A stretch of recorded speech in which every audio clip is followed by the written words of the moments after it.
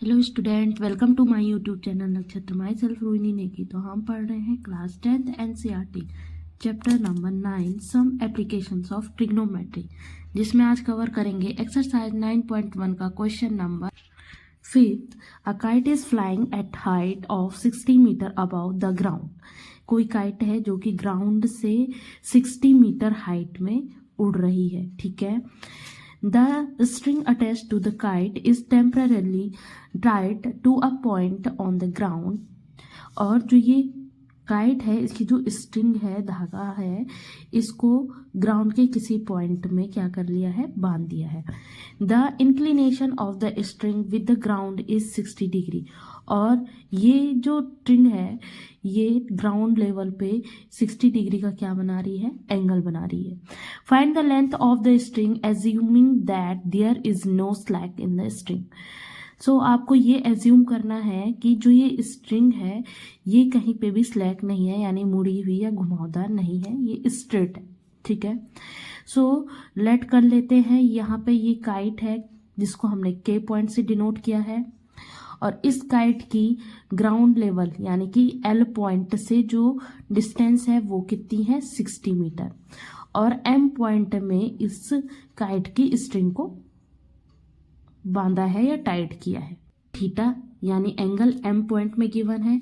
अब in triangle के L M, ठीक है, स्ट्रिंग को यानी कि के एम आपको फाइंड करना है। थीटा 60 डिग्री गिवन है और आपके पास परपेंडिकुलर आपको गिवन है। ठीक है।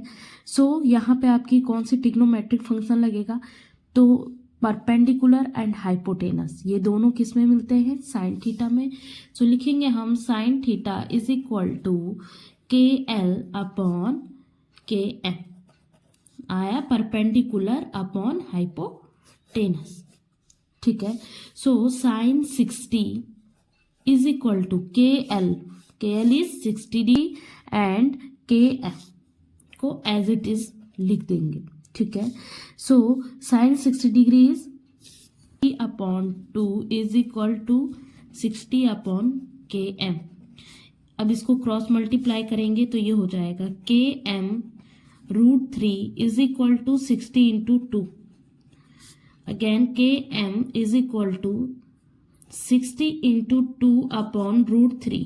ऐसे तोड़ सकते हो तो देखो 3 इंटू 20, 23 जा 60 मल्टीप्लाई 2 होल का अपॉन √3।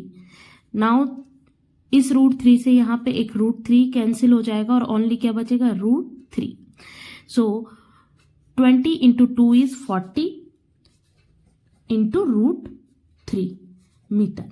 सो जो हमारी काइट स्ट्रिंग की लेंथ कितनी हो गई, सो ये आई हमारे पास 40√3 मीटर। ठीक है। Next question is question number 6। A 1.5 meter tall boy is standing at distance from a 30 meter tall building। कि एक 1.5 मीटर लंबा लड़का 30 मीटर लंबी बिल्डिंग से क्या है, दूर खड़ा है। The angle of elevation from his eye, तो उसकी आई से जो एंगल ऑफ एलिवेशन बना है to the top of the building, वो बिल्डिंग के टॉप तक वो कितना है, 30 डिग्री है। To 60 degree as he walk toward the building. और वो चलते चलते, सपोज ये वो लड़का है, ठीक है, जिसकी हाइट कितनी है, 1.5 मीटर, और ये यहाँ एस पॉइंट में खड़ा था, जहां से उसकी आईज से जो एंगल ऑफ एलिवेशन है 30 डिग्री बना। अब वो यहाँ से वॉक करते हुए गया टी पॉइंट तक। टी पॉइंट में जब वो पहुंचा तो उस टाइम जो एंगल ऑफ एलिवेशन है वो बना 60 डिग्री। ठीक है।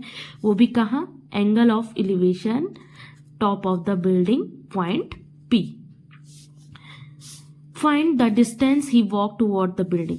तो हमको एस और टी यानी कि लड़का एस पॉइंट से टी पॉइंट तक कितना चला, इसकी क्या फाइंड करनी है, लेंथ फाइंड करनी है। ठीक है। अगर हमारे पास पी क्यू की लेंथ, क्योंकि जो बिल्डिंग होगी वो इस क्यू पॉइंट में यानी एस टी क्यू, ये तीनों एक ही ग्राउंड के क्या है, हमारे पॉइंट है। ठीक है। तो क्यू से लेके आर तक, यहां तक लड़के की हाइट हो गई, कितनी है 1.5, यानी कि आर क्यू की जो लेंथ है वो कितनी है 1.5 होगी ऑल्सो। और पी क्यू यानी कि जो ये बिल्डिंग का टॉप पॉइंट है और ये नीचे का बेस पॉइंट है, ये कितना होगा, पी क्यू इज 30 मीटर। तो अब मुझे, क्योंकि एंगल ऑफ एलिवेशन लड़के की किससे बनेगा, आंख से बनेगा, हम आंख से ही देखते हैं। तो उसकी जो बॉडी का क्या होगा, हाइट होगी, उसको हम बिल्डिंग से क्या कर लेंगे, माइनस कर देंगे। तो जो मेन बिल्डिंग होगी उसकी हाइट कितनी होगी, पी आर। सो यहाँ पे लिखेंगे P R is equal to P Q minus R Q या Q R. So P Q की हाइट है 30 minus 1.5 which is equal to 28.5 metre.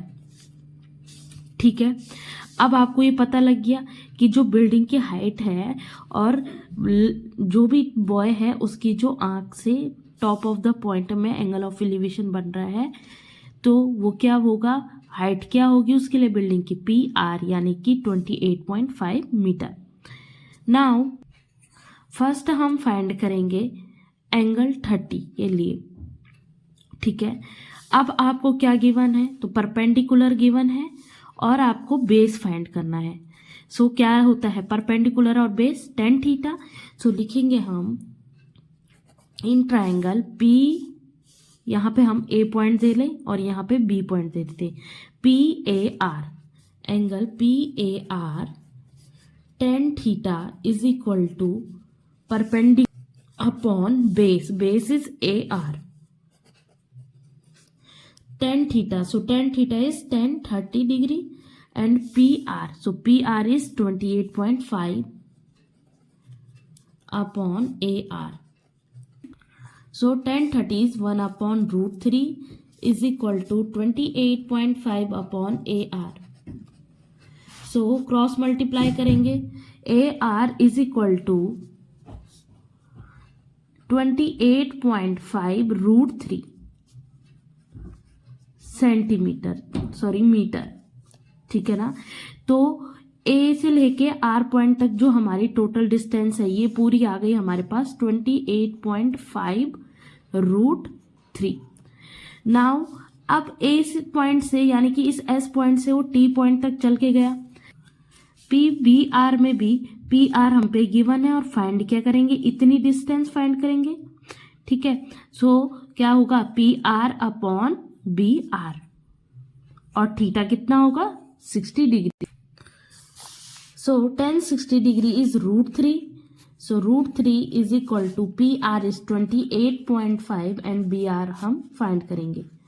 Again यहाँ पे भी क्या करेंगे हम, cross multiply. So B R is equal to 28.5 upon root 3। So multiply कर देंगे न्यूमिरेटर में भी और डिनोमिनेटर में भी रूट 3 से। सो 28.5 रूट 3 अपॉन ये रूट 3 इंटू रूट 3 कितना हो जाएगा 3।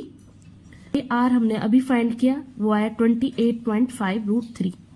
बी आर भी हमारे पास आ गया है, ये कितना आया 28.5 रूट 3 अपॉन 3। सो इस पूरे में इतना माइनस करेंगे तो ए बी हमें फाइंड हो जाएगी। सो लिखेंगे हम A B is equal to 28.5 root 3 minus 28.5 root 3 upon 3। अब देखो डिनोमिनेटर में 3 है, इधर डिनोमिनेटर में 1 है, तो मैंने 3 लिया तो 3 से इधर भी क्या होगा multiply. So 28.5 root 3 into 3 is, तो नॉर्मली आप इस नंबर के साथ मल्टीप्लाई करो, रूट 3 एज इट इज लिख दो। सो ये हो गया हमारे पास 85.5 रूट 3 माइनस 28.5 रूट 3। माइनस करेंगे तो हमारे पास आंसर आया 57 रूट 3 अपॉन 3। 3 से इस 57 को कैंसिल आउट करो। सो 3 1 जा 3, 4 5 2 बचा, 27 हुआ, 3 9 जा 27, यानी कि जो आपकी ए बी की लेंथ है वो आई है 19 रूट 3 मीटर।